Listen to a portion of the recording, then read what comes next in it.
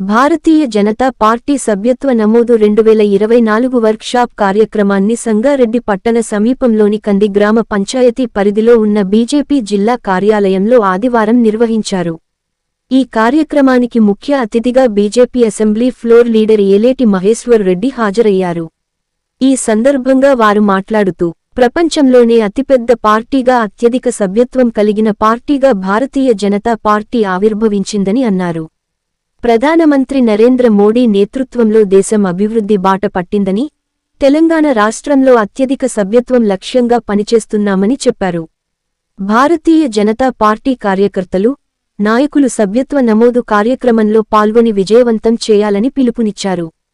తెలంగాణ కాంగ్రెస్ ప్రభుత్వం హైడ్రా పేరిట డ్రామాలు చేస్తుందని అన్నారు.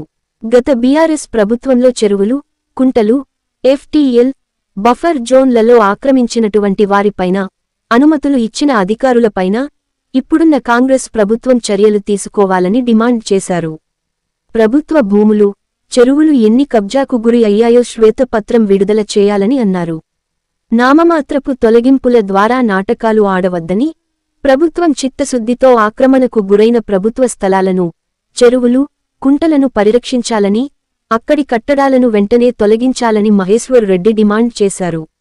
ఈ కార్యక్రమంలో బీజేపీ జిల్లా అధ్యక్షురాలు గోదావరి అంజిరెడ్డి, రాష్ట్ర కార్యవర్గ సభ్యులు సి అంజిరెడ్డి, ఏ విష్ణువర్ధన్ రెడ్డి, ఆదెల్లి రవీందర్, ఎడ్ల రమేష్, జిల్లా ఉపాధ్యక్షులు వెంకట నరసింహారెడ్డి, పోచారం రాములు, ప్రతాప్ రెడ్డి, జిల్లా ప్రధాన కార్యదర్శులు అనంతరావు కులకర్ణి, రాజశేఖర్ రెడ్డి, జిల్లా కార్యాలయ కార్యదర్శి దోమల విజయకుమార్, ద్వారకా రవి, పుల్లంగారి సురేందర్, శ్రీనివాస్, సుధాకర్, ప్రవీణ్ యాదవ్, ఎల్లన్న, నరేన్ దేశ్పాండే, రవిశంకర్, సదానందచారి, భాస్కర్, నల్ల నరసింహారెడ్డి, నర్సారెడ్డి, ఎం విశ్వవర్ధన్ రెడ్డి, శ్రీనివాస్ రెడ్డి, ప్రభాకర్ గౌడ్, సుధీర్ బండారి, శ్రీనివాస్ గుప్తా, సోమ అనిల్, నరేష్, బీజేపీ మహిళా మోర్చా ప్రధాన కార్యదర్శి మీనా గౌడ్, అరుణ, తేజస్విని, లక్ష్మి, జిల్లా పదాధికారులు, మండలాల అధ్యక్షులు,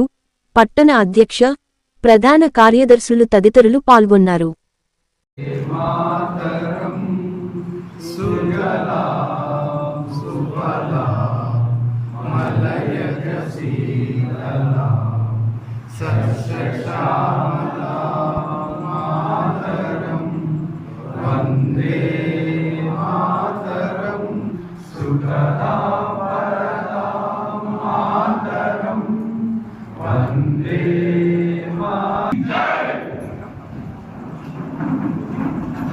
దేవుళ్ళ మీద అయితే ఒట్టు పెట్టి రుణమాఫీ పూర్తిగా చేస్తారని చెప్పి ఒప్పుకున్నారో, ఏ దేవుళ్ళ మీద మీరు ఒట్టు పెట్టేసి, దర్గాల మీద ఒట్టు పెట్టేసి మీరు రుణమాఫీ చేశారని చెప్పి చేస్తున్నారని చెప్పారో, మరి ఇదే ఒక్కసారి ఆ దేవుళ్ళ గుళ్ళలకు వెళ్ళేసి నిజంగా రుణమాఫీ జరిగిందా ఒక్కసారి మరి అక్కడ ప్రక్షాళన చేసుకోవాల్సిన అవసరం ఉన్నది.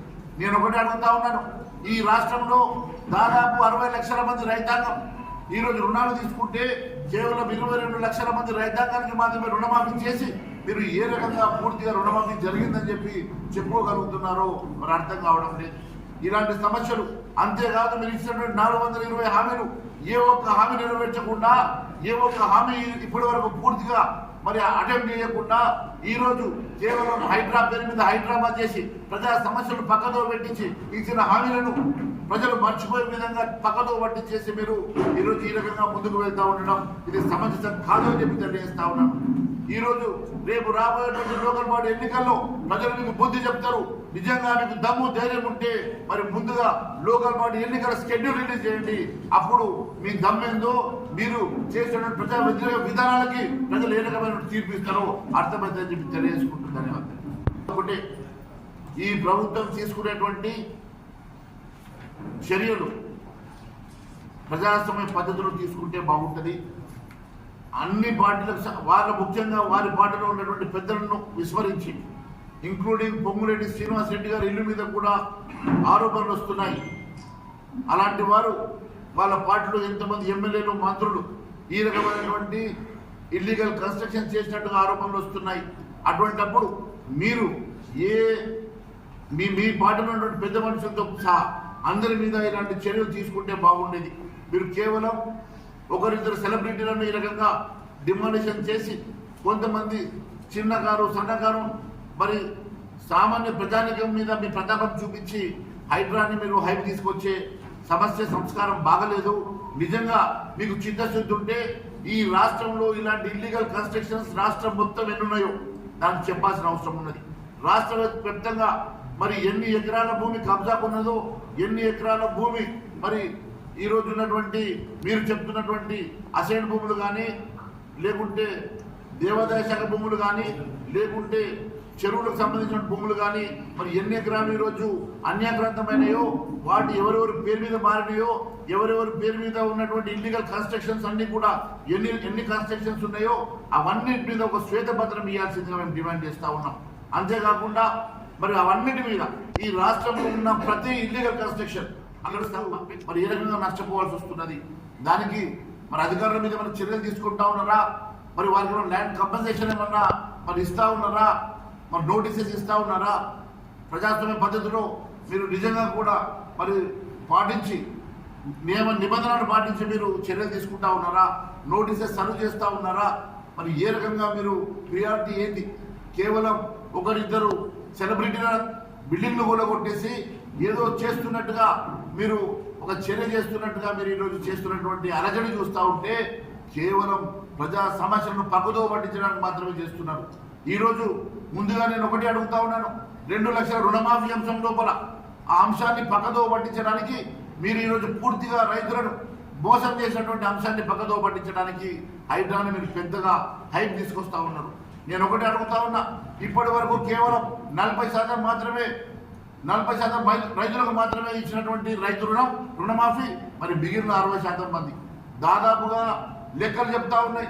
60 లక్షల మంది రైతులు ఈరోజు రుణం తీసుకుంటే దాదాపు 49,49,000 కోట్ల రూపాయల మరి ఈరోజు మీరు రుణమాఫీ కోసం ఖర్చు చేయాల్సి ఉంటే కేవలం 17,950 కోట్లు మాత్రమే ఖర్చు చేసి ఏ రకంగా మీరు రుణమాఫీ చేసింది పూర్తిగా అయిందని చెప్పి చెప్పజాలుతా ఉన్నారు.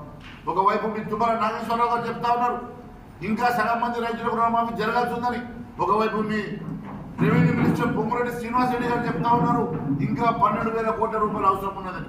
మరి వాళ్ళు చెప్తున్న లెక్కలు తీసుకున్నా కూడా పూర్తిగా రుణమాఫీ జరగలేదన్న, లేకుంటే అలాంటి అంశాలను నియమించడంలో దిట్టైనటువంటి రేవంత్ రెడ్డి గారు అధికారం వచ్చిన తర్వాత కూడా ఇచ్చిన మాటలు మర్చిపోయి, ఇచ్చిన హామీలు మర్చిపోయి ఏదో ఒక సంచలనం చేయాలి, ఏదో ఒక రకంగా ఈ రాష్ట్రంలో మరి ప్రజా సమస్యను పక్కదో పట్టించడానికి ఈరోజు హైడ్రా డ్రామా చేస్తూ ఉన్నాడు. నేను ఒకటి అడుగుతా ఉన్నాను, హైడ్రా డ్రామా చేసే రేవంత్ రెడ్డి గారు నిజంగా మీరు ఈ హైడ్రా ద్వారా వాస్తవంగా ఇక్కడ ఉన్నటువంటి మరి ఇల్లీగల్ కన్స్ట్రక్షన్ అన్నింటి కూడా డిమాలిష్ చేసే దమ్ము నీకు ఉన్నదా? అట్లయితే మీ సొంత తమ్ముడి మీద వస్తున్న ఆరోపణలు కానీ, మరి మీ పార్టీ నాయకుల మీద వస్తున్న ఆరోపణలు కానీ, మీ పార్టీలో ఉన్న ఎమ్మెల్యేల అక్రమ నిర్మాణాన్ని ముందు మీరు డిమాలిష్ చేసిన తర్వాత మరి ఇతర అంశాలకు మీరు వెళ్ళుంటే బాగుండేది. నేను ఒకటే అడుగుతా ఉన్నాను, మరి గతంలో ఇవే హైడ్రా అంశంలో మీరు ఇచ్చినటువంటి పర్మిషన్స్ ఇచ్చినటువంటి అధికారుల మీద మీరు చర్యలు తీసుకునేటువంటి దమ్ము మీకు ఉన్నదా? పర్మిషన్స్ ఇచ్చినటువంటి గత ప్రభుత్వం అయినా సరే, ఏ ప్రభుత్వం అయినా సరే, ప్రభుత్వం అనేది ఆన్గోయింగ్ ప్రాసెస్. ఒక ప్రభుత్వం ఇచ్చిన అధికారం, ఒక ప్రభుత్వం ఇచ్చినటువంటి పర్మిషన్ ఇంకో ప్రభుత్వం మరి ఈరోజు అత్యధిక మంది సభ్యులతో ప్రపంచంలో పెద్ద పార్టీగా ఆవిర్భవించినటువంటి భారతీయ జనతా పార్టీ కన్సిక్యూటివ్గా 3వసారి ప్రధానమంత్రిగా ఎన్నికైనటువంటి ప్రధానమంత్రి నరేంద్ర మోడీ గారి నాయకత్వంలో దేశం ఏ రకంగా అభివృద్ధి చెందుతూ ఉన్నదో, ప్రపంచంలో ఈరోజు 5వ ఆర్థిక శక్తిగా ఉన్నటువంటి భారతదేశాన్ని ఈరోజు 3వ ఆర్థిక శక్తిగా ముందుకు తీసుకెళ్తున్నటువంటి నరేంద్ర మోడీ గారు ప్రపంచ నేతగా ఈరోజు యావత్ ప్రపంచం గుర్తిస్తున్నటువంటి దశలో ఈరోజు మళ్ళీ యావత్ భారతదేశంలో మెంబర్షిప్ డ్రైవ్ నడుస్తూ ఉన్నది. అత్యధికంగా ఈసారి కూడా మెంబర్షిప్ని డ్రైవ్ని ముందుకు తీసుకెళ్ళడానికి యావత్ భారతదేశంలో భారతీయ జనతా పార్టీ శ్రేణులంతా కూడా పనిచేస్తూ ఉన్నారు. క్షేత్ర స్థాయిలో ఈరోజు మెంబర్షిప్ డ్రైవ్ మొన్న జరిగిన ఎన్నికల్లో 75 లక్షల ఓట్లు సాధించుకున్నటువంటి భారతీయ జనతా పార్టీ అధికారంలో ఉన్నటువంటి కాంగ్రెస్ పార్టీ సరి సమానంగా 8 పార్లమెంట్ సీట్లు గెలుచుకొని ఈరోజు మేమే ప్రతిపక్ష హోదాని ఈరోజు ప్రతిపక్ష పార్టీగా ఈరోజు తెలంగాణ రాష్ట్రంలో ఎదిగినటువంటి భారతీయ జనతా పార్టీ రేపు రాబోయే రోజుల్లో అధికారం తెలంగాణ రాష్ట్రంలో సాధించే దిశగా ముందుకు వెళ్తా ఉన్నాం. ఖచ్చితంగా రేపు ఈ తెలంగాణ రాష్ట్రంలో కాంగ్రెస్ పార్టీ చేస్తున్నటువంటి ప్రజా వ్యతిరేక విధానాన్ని ఎండగడుతూ ఇచ్చినటువంటి హామీలు నెరవేర్చే వరకు తెలంగాణ రాష్ట్రంలో ప్రజా గొంతుకై ప్రజల పక్షాన నిలబడి ప్రజల పక్షాన పోరాటం చేస్తూ రేపు తెలంగాణ రాష్ట్రంలో రామరాజ్య స్థాపన కోసం ప్రతి భారతీయ జనతా పార్టీ కార్యకర్త పనిచేస్తాడని తెలియజేస్తా ఉన్నాను. ఈరోజు ఇచ్చిన హామీలను మర్చిపోయి ఇచ్చిన హామీలను పూర్తిగా విస్మరించి కేవలం డైవర్ట్ పాలిటిక్స్ చేస్తున్నటువంటి రేవంత్ రెడ్డి గారు, సంచలనానికి నిలవైనటువంటి రేవంత్ రెడ్డి గారు కేవలం గతంలో బీసీ అధ్యక్షుడిగా ఉన్నప్పుడు కాంగ్రెస్ పార్టీలో